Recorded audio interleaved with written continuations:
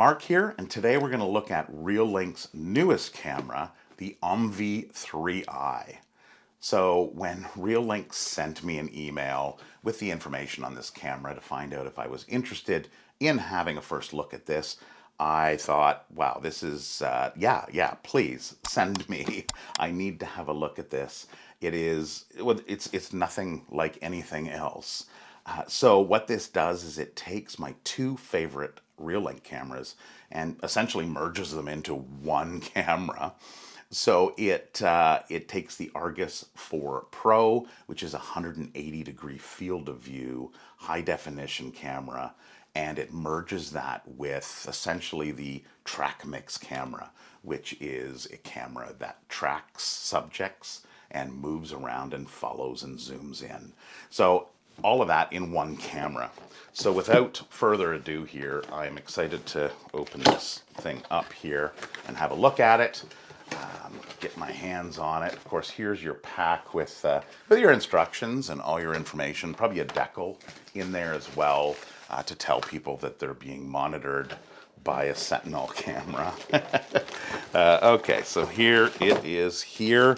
What else do we have? We have some mounting hardwares and, of course, a cable. That's pretty much all you need. I believe the power to this one, the power cable, is sold separately.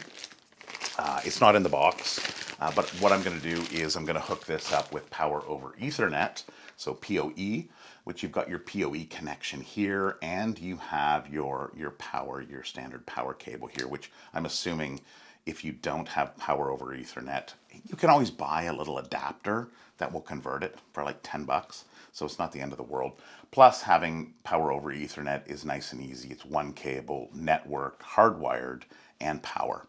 So they are coming out with the Wi-Fi version. By the time this video comes out, the Wi-Fi version will already be out, but the PoE was the first focus.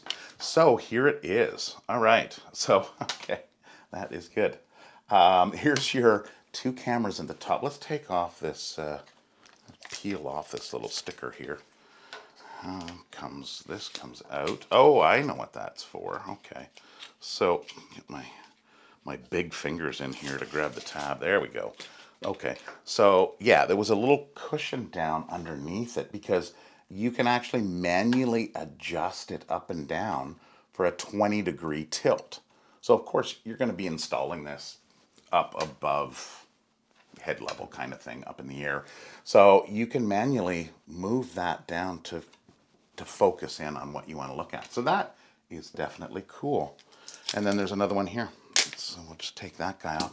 All right, so there it is. Look at that.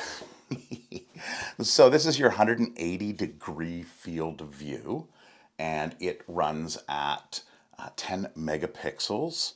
And the bottom one is a 8-megapixel 4K camera.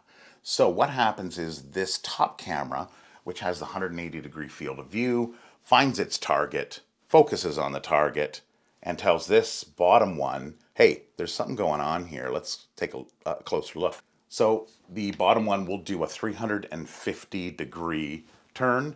Of course, you're going to be able to see everything in the 360, even though the camera only moves 350. And then it has a 50-degree downward tilt.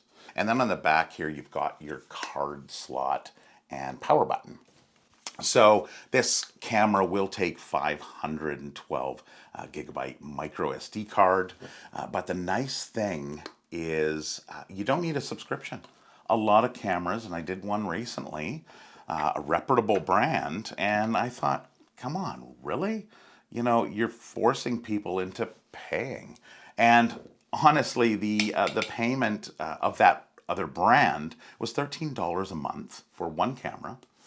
And I'm not sure the exact amount. I think it's like 10 bucks for 5 cameras with Reolink. So if you are the kind of person that wants to go with the subscription and just have it upload onto somebody else's server, all your personal video and audio, then go for it. But I like to have everything on site here. So you can have the micro SD card in the back here, which is great. But if you want a little bit more security, you can actually plug it into an NVR. This also works with the Home Hub by Reolink. And what that does is it takes all of the data and it sends it into your house onto a hard drive that is in your house. It doesn't go anywhere else. It's yours. So even if somebody's able to rip this off the wall and take the camera, which it looks like it's got a pretty beefed up mounting system, it's going to take them a little while to do that. Then, you know, you've got that backup by having it in the house. So, all right, so I'm excited to get this all hooked up. I've got a couple ideas onto where I want to put it, and we'll do that, and we'll record it for a couple weeks, see what kind of footage we get. We'll do some audio and video testing because I'm really excited to find out how that tracking works. How good is it? And can it catch me? So we'll find out. Okay, we're back, and it's been about 3 weeks now, and I've learned a lot about the camera and how it operates. At first, I thought this was a PTZ, pan, tilt, and zoom, but of course I got that mixed up with the newest camera, the OMVI X16, that's not quite out yet, but it was at CES 2026, which is probably why I got mixed up in this. So this has, of course, digital zoom. You can zoom in, and you'll see me zooming in on the image during the audio and video test. And it's very clear. So let's just jump right into it. Let's start off with the audio and video test that I did. Now, keep in mind, the two cameras that do the 180 does have a line down the center where it stitches the two cameras. And at the 10-foot mark, of course, I stood right on that. I look like a cyclops. You can still read the license plate. You're going to capture people coming up to that anyway. The other thing is the pan and tilt camera, and it breaks it down to the lens quality. So of course you're dealing with like 10 megapixel and 8 megapixel cameras, but it's all about the lens, the bit rate. There's so much more involved here. So you can't really look at it on paper and talk about, you know, what the quality is just by going off that. For example, the camera I'm recording this with is recording at, well, 2 megapixels versus, you know, an 8 and 10 megapixel camera. This camera is much better, but of course it's the lens, it's the 1-inch full frame sensor, all of that comes into play. And of course with cameras, camera companies have to do a balance between quality and storage. So there's some compression that has to happen there so that you're not storing tons of footage. You're getting that down into a nice compact size that is both good quality and good sizing. So anyway, without further ado, let's jump into the test with the two cameras, audio video. You will see that the wide angle does drop off quality on the license plate at roughly about 50 feet, whereas the pan and tilt actually goes right to 80 feet, and I could have gone beyond. So the quality of that lens on that pan and tilt camera is quite phenomenal, better than any other camera that I've looked at and tested out. So here's that footage. Audio video test at 10 feet. Audio video test at 20 feet. Audio video test at 30 feet. Audio video test at 40 feet. Audio video test at 50 feet. Audio video test at 10 feet. Audio video test at 20 feet. Audio video test at 30 feet. Audio video test at 40 feet. Audio video test at 50 feet. Audio video test at 60 feet. Audio video test at 70 feet. Audio video test at 80 feet.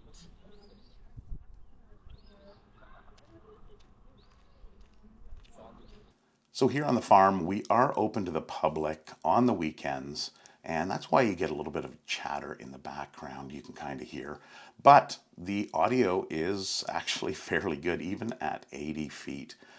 The video and the audio is quite clear. So I did also do a notification. So notification testing to find out what kind of notification and what timeline you're looking at. So in doing so, it looks like roughly about 8 seconds. This is going to change depending on your service providers. So I'm just outside of view. Right on the other side of this corner is the camera and is the field of view of the OMVI. So we're going to see how long it takes for it to send me a notification. Just getting into view.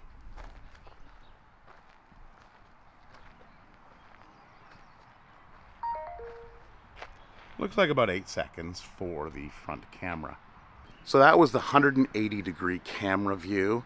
Now the other one, the pan and tilt camera, is pointed this way, and the field of view is just on the other side of that corner where that ladder is. Just entering the field of view.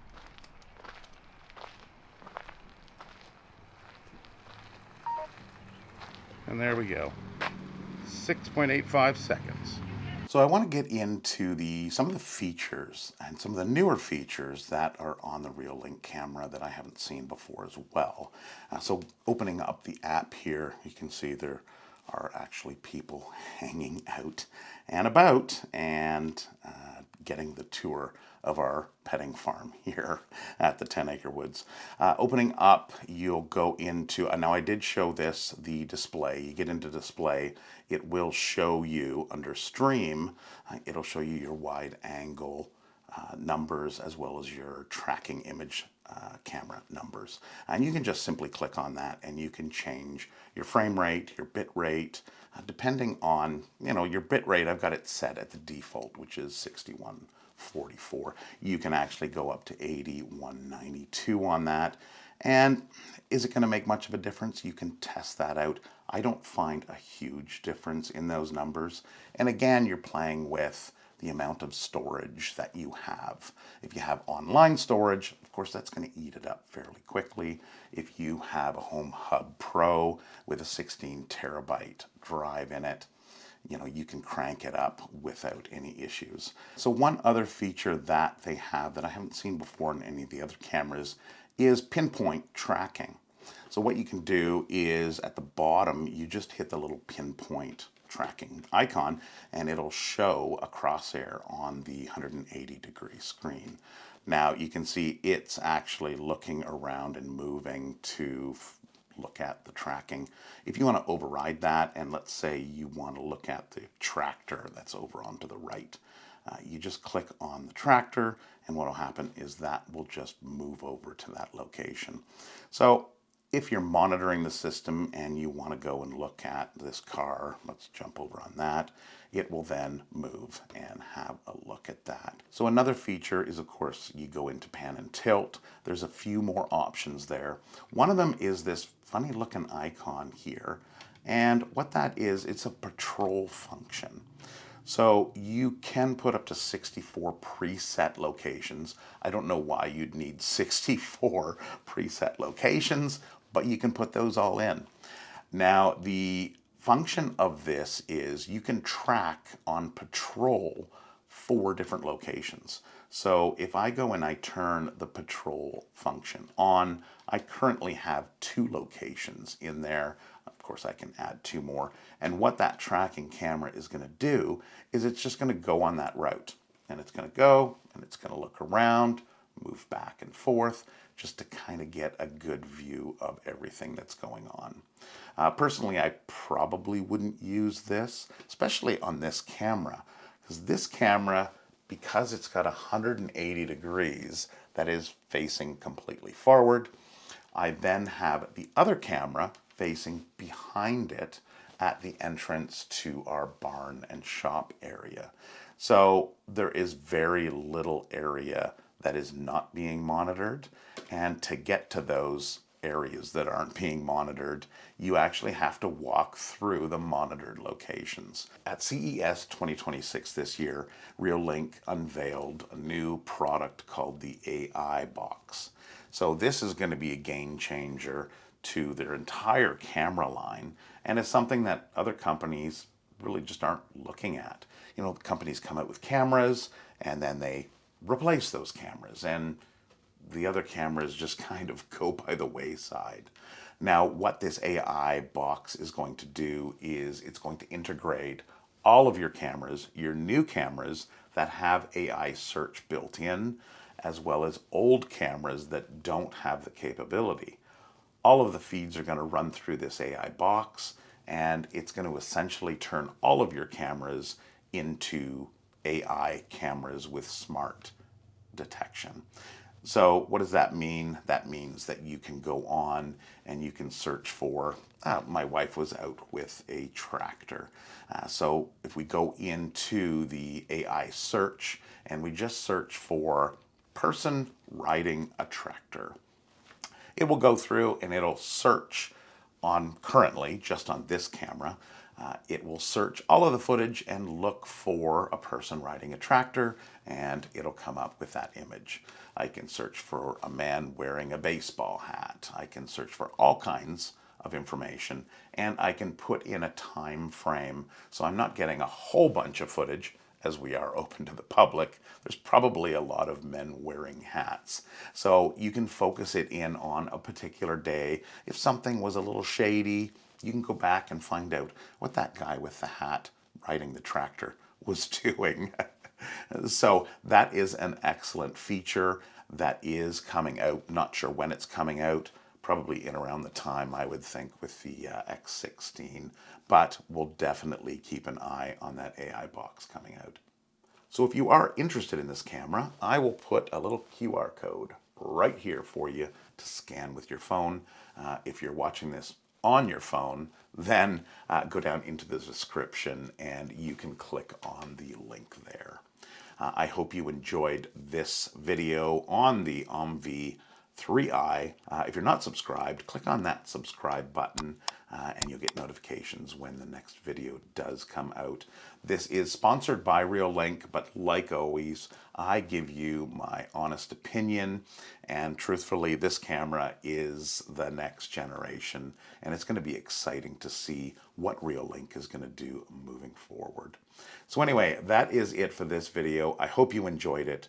Please leave a comment down in the comment section if you have any questions regarding this or any other camera, and I'd be happy to get back to you. Take care, and hope to see you next time.